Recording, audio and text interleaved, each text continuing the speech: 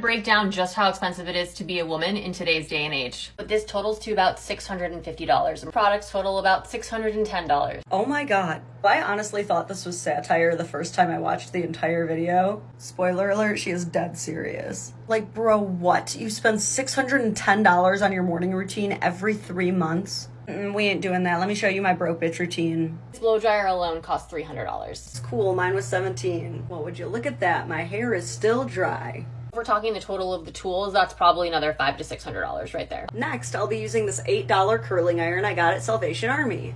Honestly, at this point, I am good for most men's standards, but I am still going to do my makeup just to cover my little shiner and my blemish here and show you that it is affordable to do a look. Of course, and then there's makeup. It's hard for me to total all that up, but ballpark, and this is me being on the conservative end of things, I'd say it's about $1,000 worth of product. Primer, $5. CoverGirl foundation, about $5. Subscribe and save. Next, we'll be doing some eyeshadow, and what I love about this kit is that I've had it since before the insurrection. Whenever I have a shiner from martial arts, I like to do a nice sunset eyeshadow.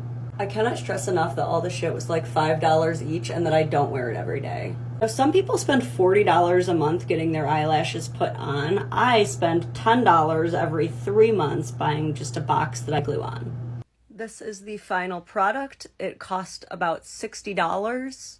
That is less than 1% what this creator spends for what I would say is a pretty comparable outcome. Laser hair removal that I get, yeah, it cost me about $280. Oh, I just shave with a pack of gender-neutral Gillette razors I bought from Sam's Club for $40 2 years ago. The Botox that I get costs me about $250 every 3 to 4 months. The filler that I get costs me about $750. I've been with my husband for 8 years. My mom's been with my dad for 33 years. My mother-in-law has been with my father-in-law for 40 years.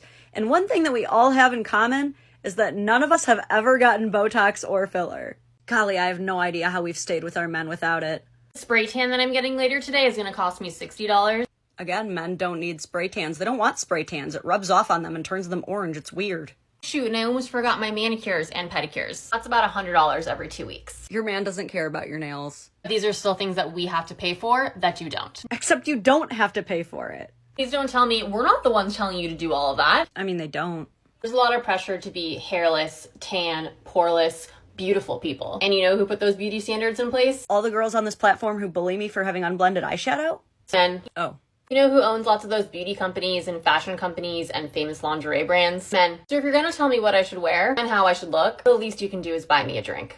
Okay, but what's so crazy about the way this video ends is that it's not a man telling me how much I need to spend to be desirable as a woman. It's you, a woman. Like, if you think it's so ridiculous that men want these clean-shaven women, then why are you catering to that ridiculous demand in the most expensive way that you can think of instead of not dating that superficial person? The thing is, how much a woman spends on herself does not actually determine her value. Dude, that's why Mulan had a budget of $200 million but only made 70. Unless the one man who you are going on a date with demands that you do all of these things, you can't blame all men for you deciding that you have to spend 100 times more than I do on stupid crap to impress people. And for the record, there are really good reasons to pay for yourself on a first date. Me personally, when I was single, I preferred to do it that way so that it would eliminate any possibility of them feeling like I owed them anything, you know? My ultimate point is whether it's a man or a woman trying to shovel these unrealistic beauty standards down your throat and convince you have to spend all this money to be loved, it's not true, okay? There are people out there who will find you sexy as f*** looking like a naked mole rat with nothing on your face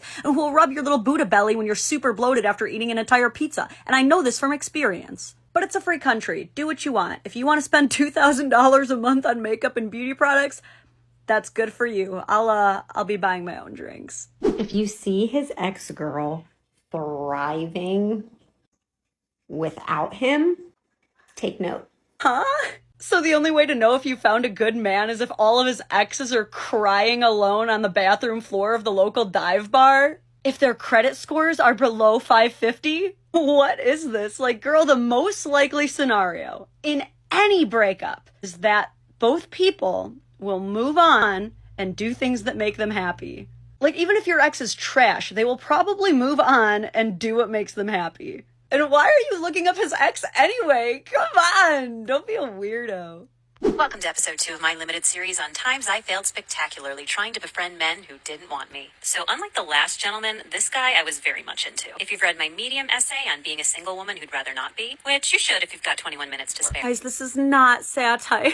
I truly scoured the comments of her videos trying to see her like admit that this was some kind of Andy Kaufman character, but no, this is real, and I don't know what the word is when like a woman is a nice guy who thinks that she can like exchange friendship tokens for romance, but this is it.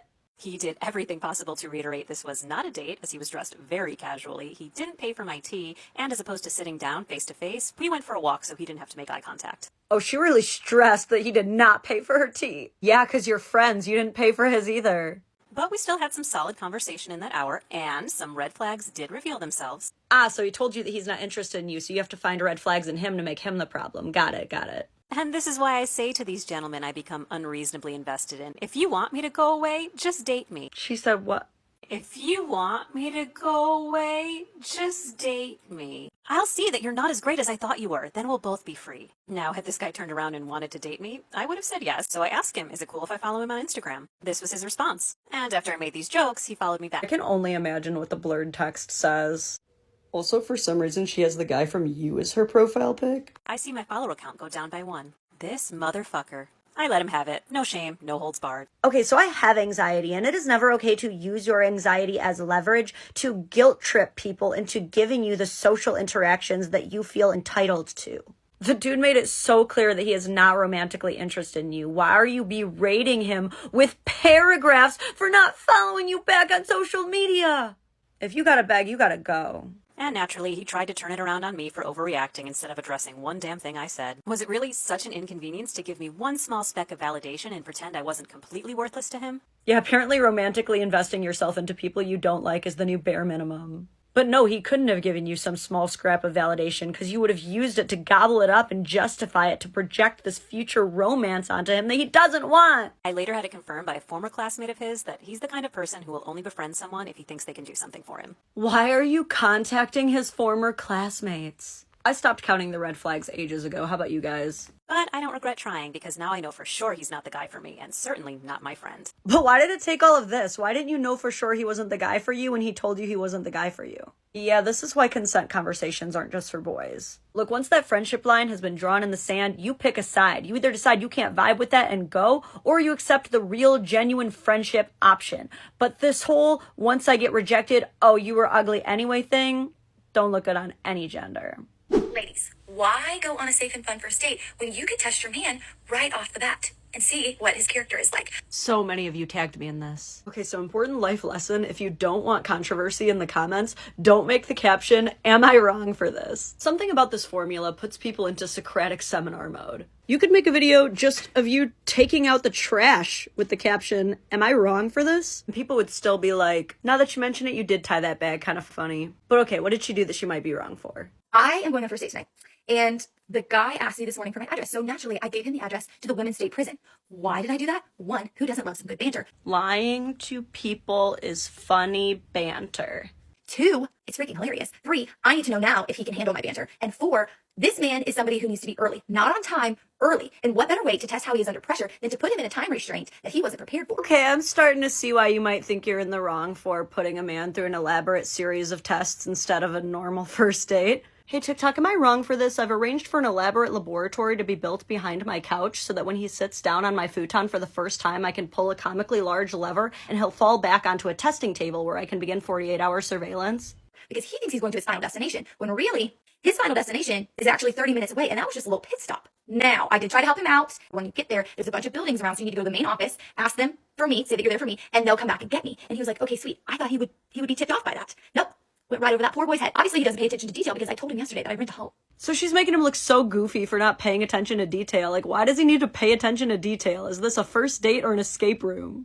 So do I tell him before he drives out of his way to this prison, or do I let him figure it out and see how he responds in this type of situation? That's a great morality question. Do I A, not be an asshole, or B, be an asshole? In the end, she ends up trashing the entire point of this test by telling him that she does not, in fact, live in a prison. I did end up telling him because he put a lot of thought into the first date. And completely abandons the whole making sure that he can figure things out and then going in a safe destination place by letting him pick her up anyway and not even knowing where they're going. Also, I didn't know where we were going. I knew that he had made reservations for dinner, but I didn't know where it was. So in the end, she really doesn't even know if he would have passed or not. I have to imagine this guy is just hot and she didn't fuck it up after all. Because at the end of the day, people really are mean in the dating world. I don't know why, but online dating is full of trolls who will just send you out of the way for no reason just to mess with you. She probably knew that once he got to the prison, he was not going to drive another 30 minutes to see her. And people in her videos were dogging this guy for not properly investigating before going out to see her. But now that she's admitted she didn't even know where the date was gonna be, crickets. Look, I know there's someone for everyone. There probably is a guy who would have driven to the prison and laughed his ass off, right? But I'm also saying there's a reason she backed the fuck out of that plan.